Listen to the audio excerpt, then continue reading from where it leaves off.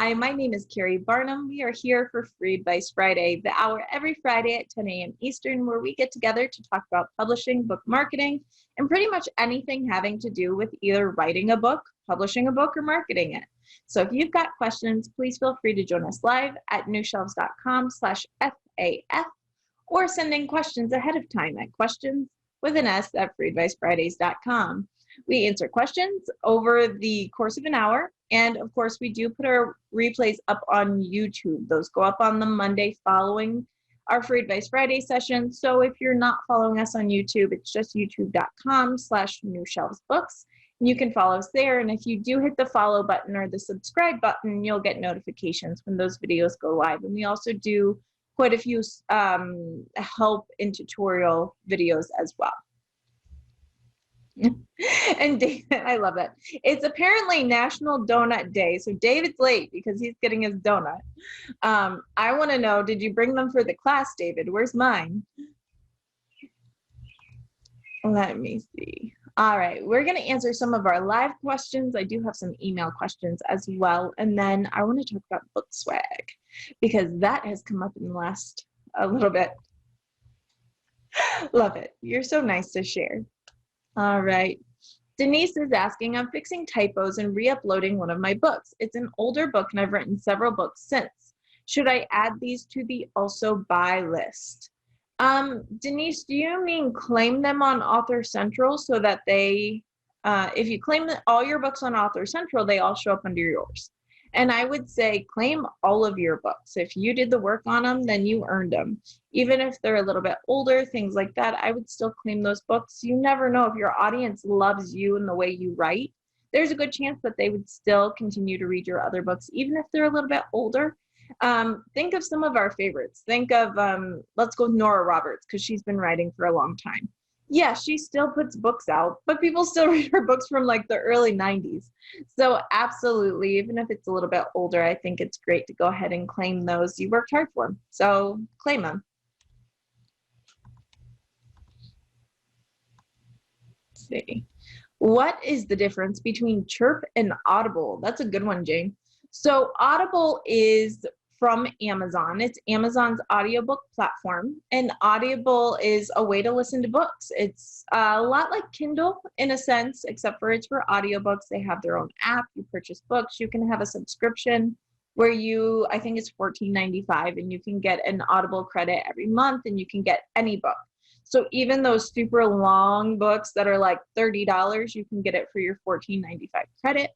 And that's Audible. CHIRP is a little bit different. CHIRP is actually owned by BookBub, and it is a discount platform for audiobooks. So when you have an audiobook that's usually $17.99 and you want to drop it to $1.99, you can apply to CHIRP just like you would for BookBub and get a featured deal of the day. So if you've got an audiobook and you really want to push hard to get it out there, you can apply for that audio book discount through CHIRP. And it's a really great way to reach a lot of people with your audiobook. With that said, CHIRP does list books at full price. So if you're in their system, they'll still sell them to you at full price. It's just the emails that go out that that actually promote a featured book, those are discount books. Typically it's $4.99 or less. As always, the cheaper the book, the more downloads it tends to get because it's less of a risk for people. But you can find some really big name authors on there. I have seen big publishing houses use this with great success, and I have seen self-publishers use this with a great amount of success. So CHIRP is great. I personally have both apps on my phone. I use both. I actually tend to use Audible a little bit more. My husband uses CHIRP because he listens to so many audiobooks. I mean, he can go through 2-3 audiobooks in a week easy. And so sometimes he is looking for cheap and he just doesn't care. So he uses that quite a bit. Aw, that's great. Jane's book Abide is on CHIRP. So if you're looking for a cozy Welsh mystery, go check it out. I love it. Let's see, are webinars a good way to promote your books, and is this better than making a trailer for the book? Webinars can be great. However, they don't work for everything. When you say a webinar, if you've got a fiction book, what's the webinar for? Typically, when we think of webinars, a webinar has a purpose. You're going to learn something. You are going to get information you need. So webinars can be great for self-help or nonfiction books. If you have a weight loss book and you are going to do a webinar on the 5 top tips for how to lose weight in 6 months or something like that, that could be a great way to get your name out there. And then, of course, you can put the book up at the end and encourage sales. The point of a webinar is to teach people something, typically, there's always exceptions for the exceptions, but typically a webinar is to teach people something to highlight your knowledge and highlight why someone really wants to go and get a whole nother product. That's why oftentimes webinars will have a sale at the end, whether it be for a book, a program, anything like that. We do that here in New Shelves. It's very, very common. People who go to the webinar, which is typically free, but not always, will get the knowledge regardless. They get this great knowledge from the webinar, but if they want to take it a step further, they can do that by buying the book, reading the book, buying a program. So in that case, it can be great, and it can be a great way to grow your following in your email list. If you're nonfiction and you've got something that you can share, well, when people register for that webinar, you get their email so you can follow up with them. So it can be great for email list building. It can be great to share your knowledge and develop your platform and kind of social proof of your expertise. But will it translate directly to sales?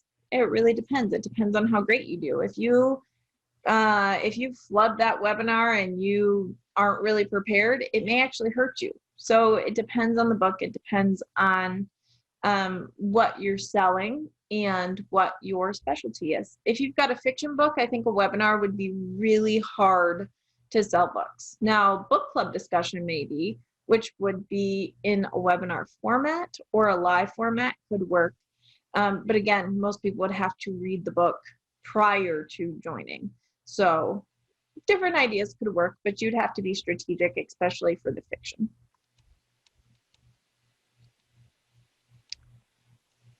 Let's see. Once we have a manuscript ready, should I start looking into Ingram Spark or Amazon KDP? You should be looking at both. We do on YouTube have a video that is all about the distribution model. So when you're doing book distribution, can't talk. Typically, you want to upload your book to KDP for print and ebook on Amazon only. But you also want to upload your book to Ingram Spark for wholesale and to Draft to Digital for wide ebook distribution if you're not using KDP for Kindle Select. So depending on what your goals are, but at very minimum, I would encourage you to be using Ingram Spark and KDP. I'm going to drop that YouTube link right in our messages here. There we go. I just dropped it right in our chat box, and that's kind of a book distribution walk through the files you'll need as well. So you can check that out for those of you who are watching the replay. It's on our YouTube channel. If you just look for book distribution video, it'll pop right up. So you would use, at minimum, Amazon KDP, which is Kindle Direct Publishing, and Ingram Spark. You'll need accounts for both. You'll want to make sure that you purchase your own ISBNs from the agency that sells them for your country. For the US, that is Bowker. You go to myidentifiers.com.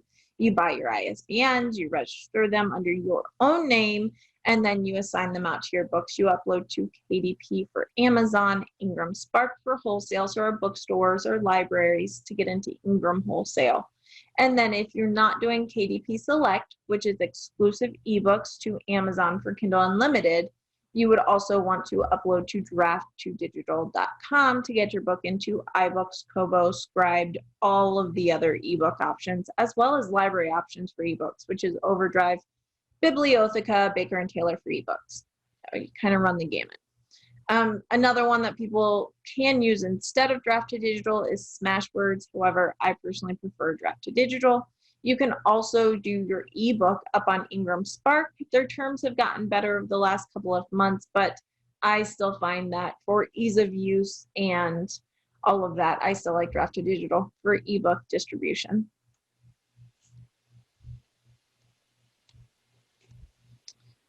All right.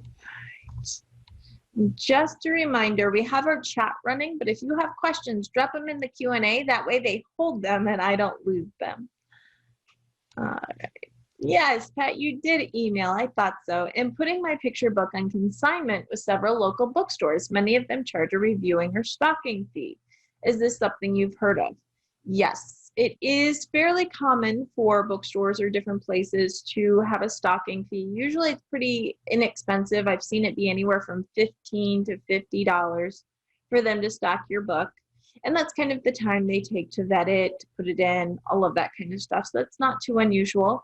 And I know, Pat, that you also asked about what the discount is or should be when these bookstores or the retail stores are asking you what the trade discount is.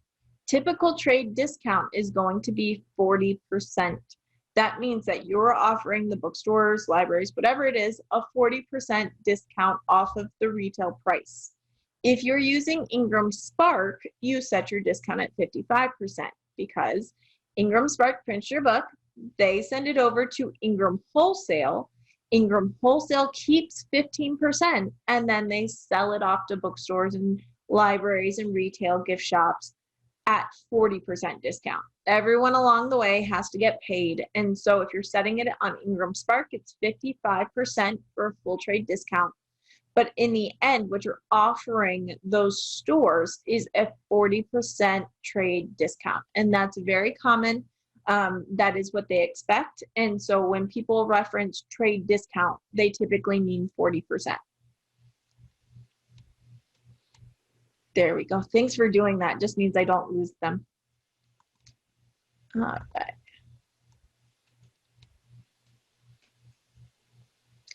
Oh, so Denise is asking, do I list older books when I have also buy? Like on the page, oftentimes authors will put a page in either the front or the back of the book where they say that they have other books available so people know to go look for them. Do you ever stop doing them? I always say that your also buy should include books. If you've only got a couple of books, yeah, include them all. But typically, if you've got a lot of books, then you're going to list your most recent books, other books in the series, or books that are in the same genre. So would I necessarily have an adult romance list my children's books? No, I wouldn't really. But if I've got children's books and I've got 5 books in a series, of course I'm going to list them out. So you kind of have to play book by book. But in general, I'd say it depends on how many books you have, if there are more books in the series, that kind of thing. And when you're listing also buy books, yes, list them out, but let's make sure we don't have like 50 books in a row where people's eyes glaze over. I'd much rather see a highlight of 1 or 2 books that actually get like a half-page spread of book cover and short description than see just a row of books, especially if they're not all in the same genre to the same audience. My personal opinion, anyway. All right. I am in the marketing and planning stage. So how long should I plan to market my book? 1 year, 2 year, then put it back on the page of my newer books? Book marketing never stops, I'm afraid.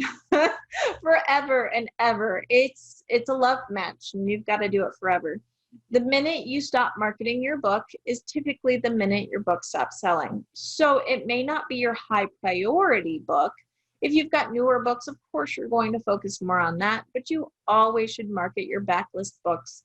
Amazon ads are a really easy way to continue marketing those books. And in fact, if you have a series, most of the time, we market the first book more than the newer book because people, yes, you need to market the newer book because obviously it's newer and your fans will want to see that. But if you are getting new readers, they're starting in the first book. And so that's the book you continue to market. So you really never stop marketing.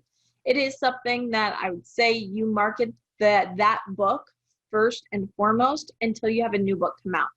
If it's the only book you have 5 years later, it's still your prized book. You're still going to market it.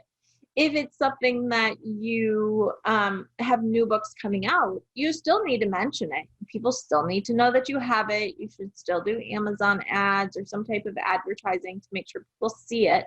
It just becomes something that is not as promoted. The other new book does kind of take forefront, but people need to know that you are not a one-hit wonder, that you've got other books out there. And keep in mind that as you're gaining new readers, even if your book's not in a series, let's say you just write standalone novels, if you get new readers on this new book, if they like it, they may want to buy your older book, but they have to be able to see it. They have to know that it's there and that you're talking about it. So it's something that you kind of do in an ongoing way. Maybe not as much gusto as you do at first, but certainly forever and ever. Amen. All right. I'm going to go over to my emails because I know for sure that we got a bunch of emails with questions. Here we go. All right, we covered Pat's question about discounts.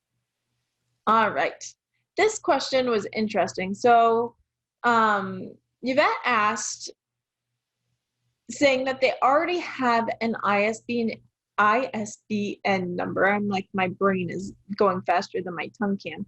They already have an ISBN number and it's uploaded to Ingram Spark, but then they're trying to upload the same book to Barnes & Noble Print, and Barnes & Noble Print for small publishers is asking them for a new ISBN, even though it's the same edition, the same print book, and asking if I know why. No, I don't know why. That's not really legit. It's not standard. If you have an ISBN number for your paperback, it is the same edition. You should be able to use it everywhere. She's even saying that the book's already up on bnn.com. Honestly, I'd skip Barnes & Noble Print. Maybe that's unpopular. I don't know. But if your book is already being distributed to Barnes & Noble through Ingram Spark, it's already up on the platform. I would not worry about uploading to Barnes & Noble Press. I think it's another step, and certainly if they're trying to get you to use another ISBN number for the same edition, that's kind of a no-no. So I think that you can sell into Barnes & Noble through Ingram. You can certainly sell into barnesandnoble.com, and they can also order if they want to stock copies in their actual stores. They can order through Ingram if you set a full trade discount. So I would skip. Personally, you don't have to, but that's my opinion. And if they're asking you for a new ISBN, that's not really, that's not standard, I'd say, for overall in the industry. So yeah, it's one of those things. I have many opinions, but I can't share them all. If you really want your book on Barnes & Noble Press, which is just print on demand for Barnes & Noble, if you really, really want that and they're insisting on a new ISBN, then you can play their game. But that's personal decision for sure. And let's see. Miss Wendy. Now, Wendy had a great question. Wendy had a question this week. She sent me in a Ingram Spark compensation, where they show you that they paid you, which I'm going to share with Wendy's permission because she's wonderful and has agreed to let us all learn from her question here. So let me share. Whoops, there we go. All right, my friends, you should be able to see on my screen a PDF that is an Ingram Spark POD wholesale compensation report. If someone would be ever so kind to just confirm in the chat that's what I'm showing, not pictures of my kids or something crazy like that. Perfect. Love you guys, appreciate it. So this right here, this is for, you will notice over here on the left, the market says LS, United Kingdom. So this is from the UK. And Wendy came in and she said, I'm very confused because number one, this report right here, whoops, there we go. This report right here is saying that my book sale was $11.99, but my book is priced at $14.99 US. What does that mean? Well, this is UK, so you have to remember that when you're getting a report that is not US specific, and they do send different reports for different things, and they do are different countries, and they will specify. So you have to remember this is a UK report. So when we see this price of $11.99, no, they did not discount your book. What it is this is in pounds. You have to look up the currency in that specific spot so that you know what you're looking at. So this is $11.99 in pounds.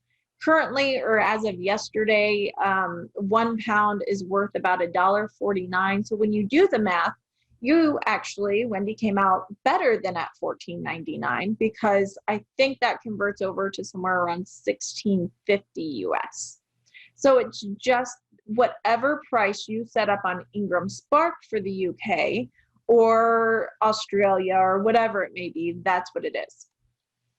Same thing with the discount. When you are setting up pricing in Ingram Spark, you have the option to set up pricing and discounts for each individual market. So typically in the US, I always recommend we do the 55% trade discount. In other markets, if they are not your home area, if you're not from Australia, if you're not from UK, and you know that most of your sales in those areas will come from either libraries or from online sales, I say, you know what, it's fine. Put a 35% discount. That does mean that those places will only get about a 20% discount from wholesale. But again, you're not really expecting your books to be sold in those stores. If your book, however, let's say that your book is based all around the UK and you really want to market it into London and into different cities around the UK that you think the book will be very marketable, you need to have a full trade discount. So sometimes we will see different discounts, and that was confusing to Wendy because she said, I know I have a 55% because you told me to. So then we see the wholesale price, which is just, again, that's 35% off the £11.99. And then, of course, there's a print charge and then your net compensation. So we do see that, again, this is in pounds, so then it will be converted to US once you actually get paid, because that's the currency that you have set up. So hopefully that helps somebody else. When you're looking at these reports, it is so important that you look specifically for where this is coming from. This is from the United Kingdom. Otherwise, it would say United States. And then the numbers should add up in US dollars. So keep that in mind as you're selling things and as you're seeing these reports come in. And congratulations, Wendy, on going international. Look at you. All right. Has Amazon recently changed their logarithms? My book suddenly dropped in ratings and sales. It has been stable for several years now.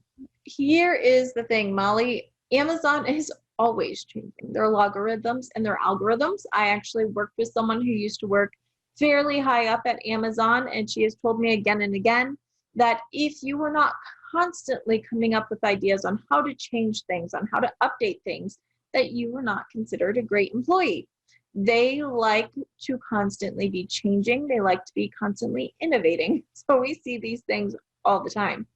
I would guess that when KDP got an update, and KDP, of course, got that update for HTML text formatting to where you can now just do it easily, format your text without all the HTML tags. I am willing to bet that there was a big logarithm update at the same time. What that means typically is bots go in, they scrub reviews that they think may not be legitimate for any reason. So they scrub those. Remember, it's Amazon's playground. They get to do what they want. They can remove your reviews if they think that they're not legitimate, and they never have to take them back. You can ask them to, but those are actually gone. That never works. They can't put back up reviews. Once they're gone, they're gone. But and they may update algorithms, logarithms. So it may be time to throw in some new keywords to spice up your book description to make sure that you are currently current.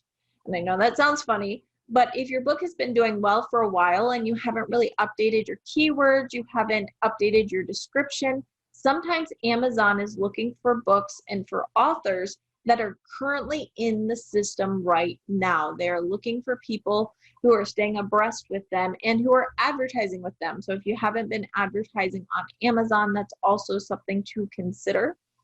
And they do that all the time. Every couple of weeks, there's actually some new ones, and it may be that this is just the time that it hit you, but we do see that absolutely all the time, and I would not expect that to change anytime soon. It's what they're meant to do, and that's what they will do. So, all right.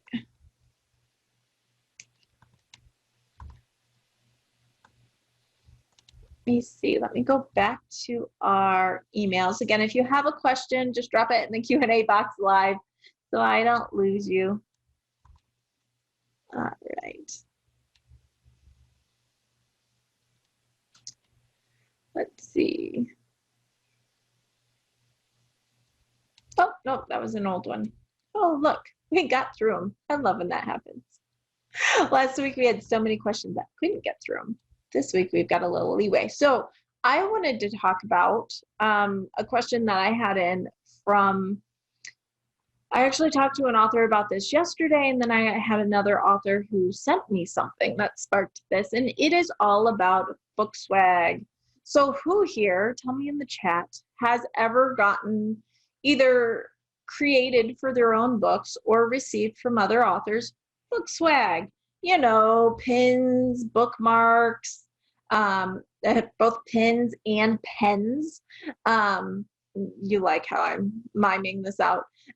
Bookmarks, I've seen, gosh, what else have I seen? Post-it notes, that's a good one, Cheryl. I want to know, tea is a good one.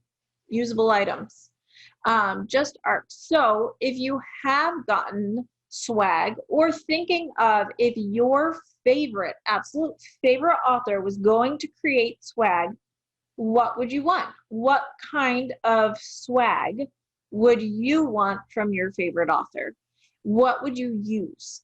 So we were talking about this because so often bookmarks are kind of standard and they're great. Bookmarks are easy to do. They can go in your book. They're easy to ship. And they also can have your book on them, that kind of thing. I think they're fabulous. However, everyone does them.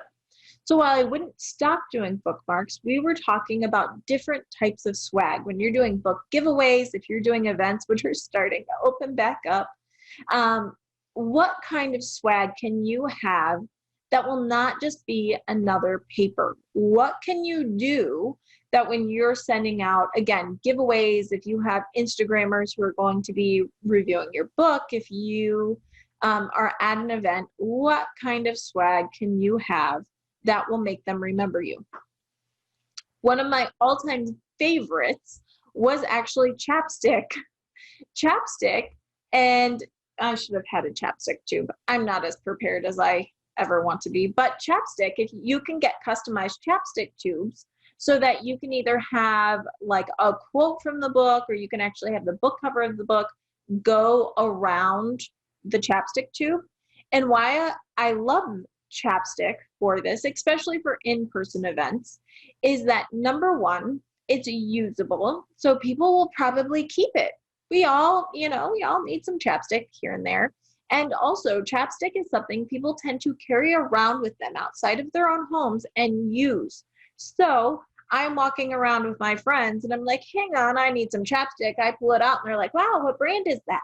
I'm like, oh, I don't know, but it's a book cover. Suddenly I am advertising for that author. That's the kind of swag that works harder for you and is worth the 35 cents you're going to pay. I love this. Customized candy. Again, usable. People aren't just going to toss it. Chocolates, book cover as the wrapper.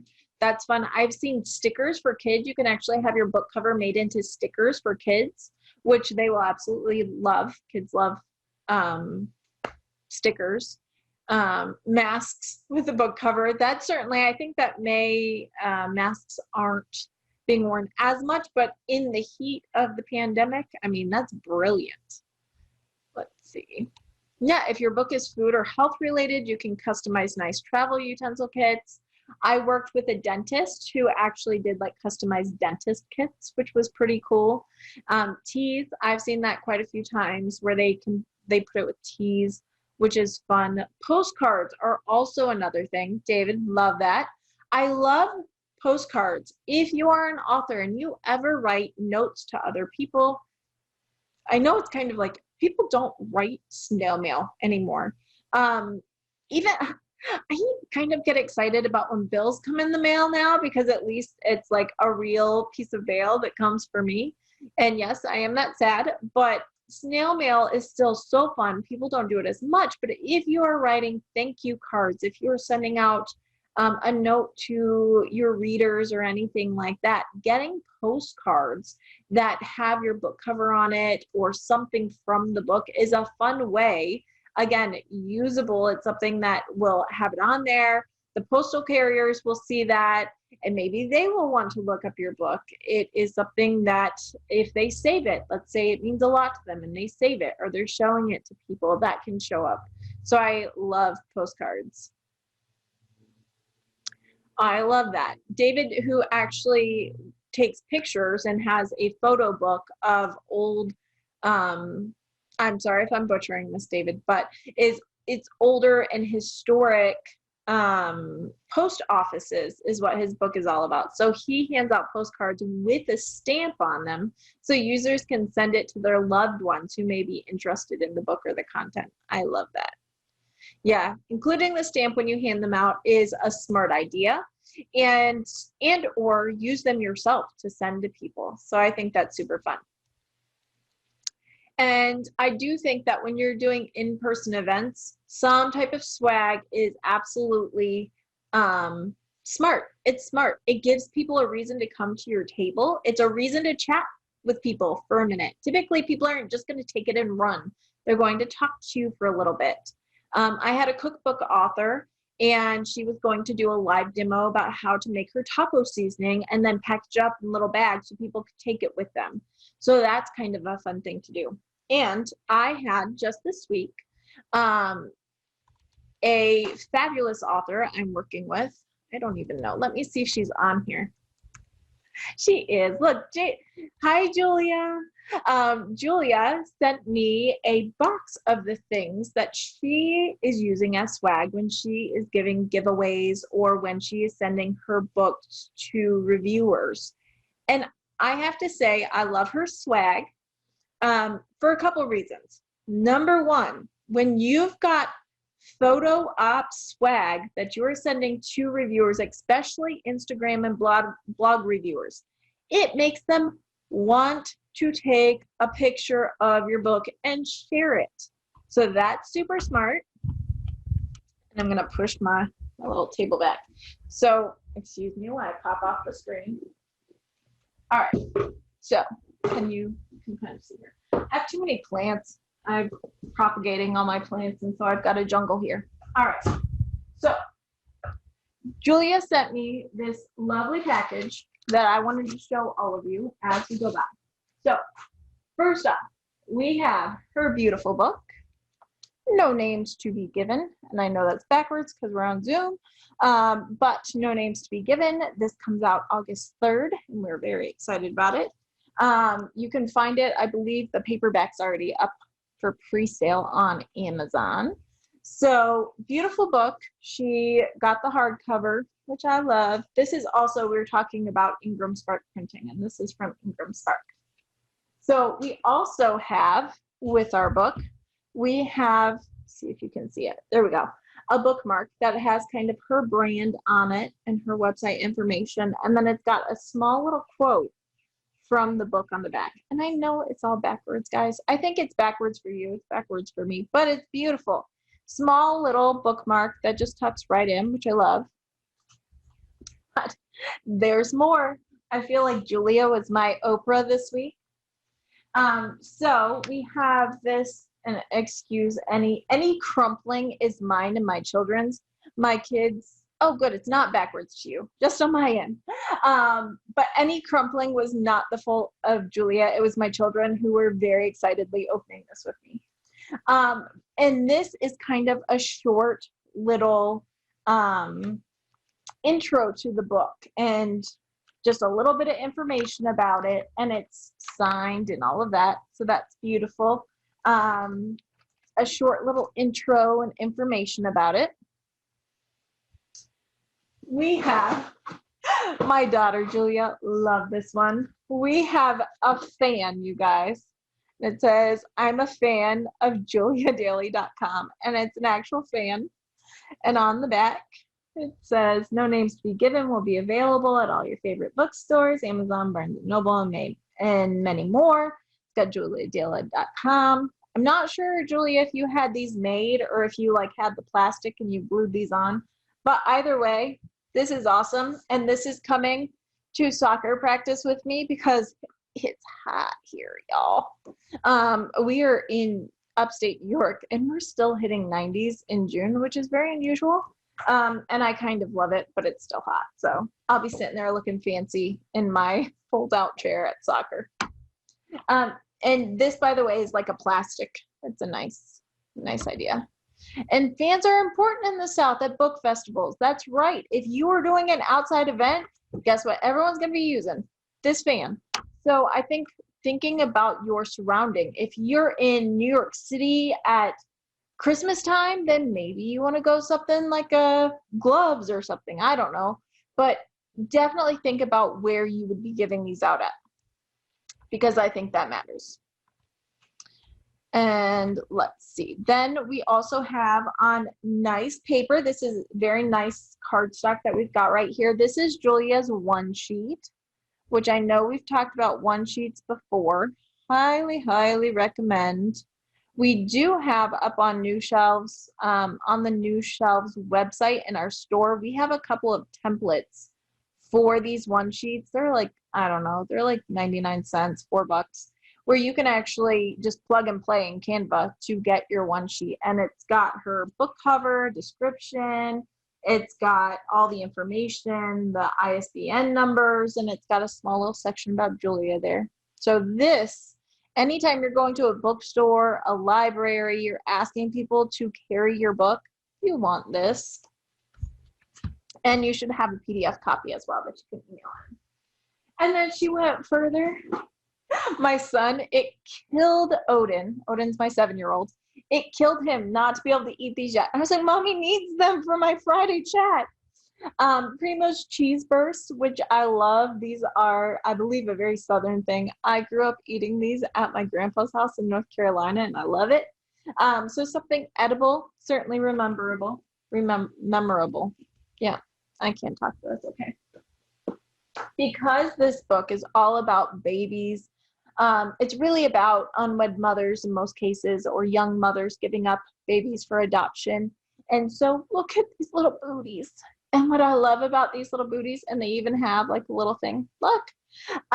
Again, if we are thinking reviewers, if we're thinking bloggers or Instagrammers who want good pictures, put this with the book and you've got an instant photo that people want to share. They can stylize this. And even if they weren't thinking photo before, because when she was like, hey, I'd like to send you this box, I was like, great. But I wasn't thinking, man, I need to take pictures. But now I'm like, oh, okay, I have to take pictures and I have to share it. So this was a cute little touch.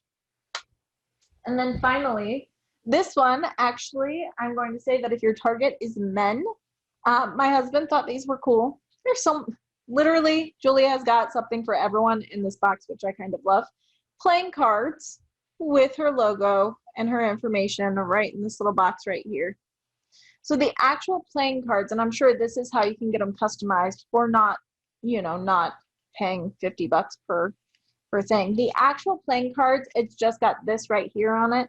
It's got the basic design, so it's not on each playing card. I'm sure you could do that, but it would be much more expensive.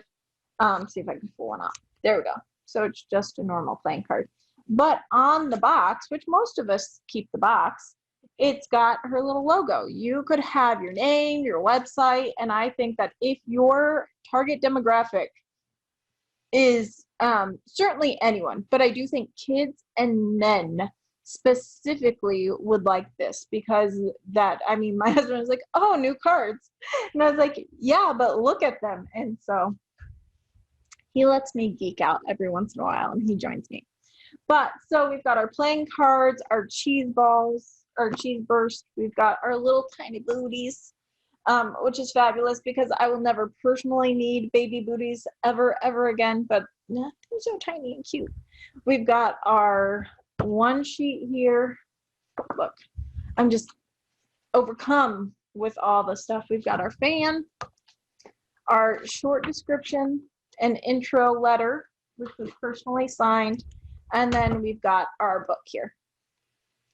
So is this an investment? Yes. Would you send this to every single person that you're sending your book out to? No. However, if you've got some big reviewers or Instagrammers who are going to be taking pictures and things like that, this is a great investment consideration. And finding one or two of these that really strike your fancy to have for different events, or that can easily be mailed. Again, if you're mailing swag, you want to make sure that you're not breaking the bank with the cost of it.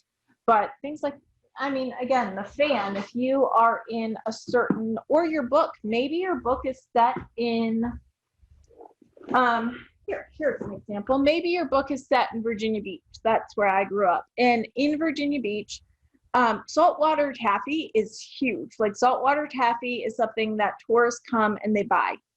I hate saltwater taffy, by the way, but it's very touristy. It's very much known for Virginia Beach. So if your book is set in Virginia Beach or in the area, or you are at like a Virginia Beach festival selling your book, having some branded saltwater taffy or saltwater taffy at your table is, again, tying into the location. If your book is set in Memphis, is there something that you could do that would really tie in? So really get thinking on this kind of thing, because I think every book, if you are going to events, you should have some type of swag. It does not have to be expensive. I've gotten stickers made. I actually had stickers for a children's book author printed up for an event. I used a local printer. They were fabulous. It was like $5 for like, I don't know, it was like 50 of them. Money well spent. Little kids loved them. They were, carrying them around. They took it home, so their parents kind of saw the book after the fact, which I thought was really smart. Listen to me, I did this and I thought it was fabulously smart. But so get thinking on that, and kudos, Julia, for a really fun swag box. I know I enjoyed it. It was a fun little thing, and like I said, it's real mail, which was fun. And I will absolutely be using everything in there. And Odin was very much excited when I told him that his snack tonight could be those cheese bursts. So we appreciate that. Yeah, and Julia's saying she chose items mentioned in the book. Cheese straws, and the women played gin rummy, so she added the cards. So she really pulled on some inspiration from there. And again, if you have a book table and people are like, oh, wow, cards, how'd you think of that? Then you could say, well, it's from the book. It's from this or that scene. So it's definitely super fun and excellent ideas there. Let's see. Are postcards better than business cards? Business cards are great for some things. Business cards easily fit in someone's wallet. Business cards are, they fit in someone's pocket. If you are going somewhere business, like when I go to writing conferences, when I go, I did a Pitch Fest type thing in New York City. Oh gosh, it wasn't this Christmas, it was last Christmas. So 2 Decembers ago. I could figure out the year, but it's so much work. December 2019. Gosh, it's been a long time. Of course, I had business cards. I had a lot of authors because it was a lot of authors who were trying to hone their first pages for pitching to agents, and we were working with agents that they were pitching to. A lot of the authors had business cards, which was awesome. A couple of them had really big things, which honestly, they didn't fit my back pocket. So for business type things, I think business cards are great. But when you're going to the reader, think of something the reader can use. And honestly, business cards are so cheap that I think that we should all have at least a couple anyway.